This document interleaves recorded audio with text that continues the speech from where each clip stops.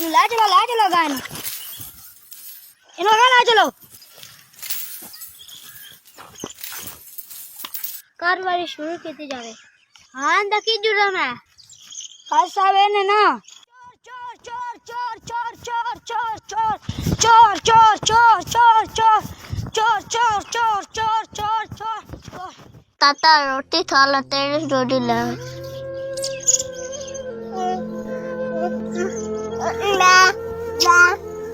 ला ताता रोटी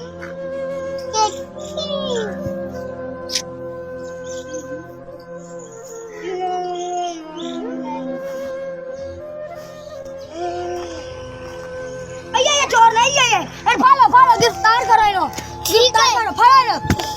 चले ने फाद के ला चलो रोटी चोरी कर दे है चले चले आजा मेरी बहन आजी ना तो दो आजा आजा मेरी बहन आजी ना तो दो चुप कर या क्या आया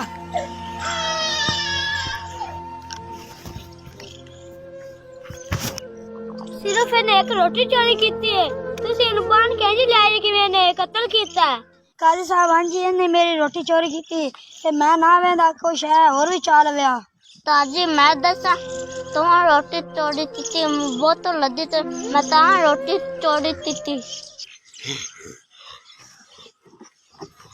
ਕਿਹੜੇ ਮੁਲਕ ਹੈ ਰੋਟੀ ਦੀ ਚੋਰੀ ਹੋਣ ਲੱਗ ਪਈ ਹੈ ਉਸ ਮੁਲਕ ਹੈ ਚੋਰ ਦੇ ਹੱਥ ਨਹੀਂ ਬਾਦਸ਼ਾਹ ਦੇ ਹੱਥ ਵੜਨੇ ਚਾਹੀਦੇ ਨੇ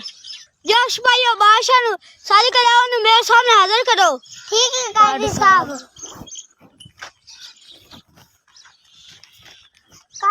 आया आ गया बादशाह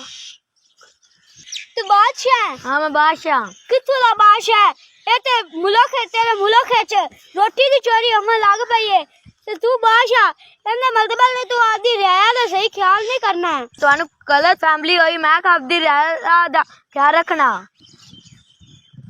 नहीं आ तू रहया दा ख्याल करना है एनु भूख लगी तो ने रोटी चोरी कीती है एना बदल तू सही आपदी रहया दा ख्याल नहीं करना है चोरी दी सजा जरूर मिलसी हाथ दी कटी से और इंदे नहीं बादशाह दे काजी साहब जी मैनू माफ कर दे मैं आपदी रहया दा सही ख्याल रखांगा तेनू कदी भी नहीं माफी मिलनी है आ किवें आ गरीब है एवें और कोई भी गरीब भूख नाल मरदे पे होने ने सिपाहियो एनु गिरफ्तार कर लो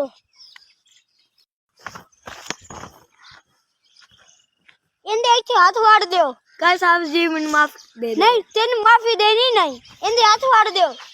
जो हाथ जोड़ आ मेरे हाथ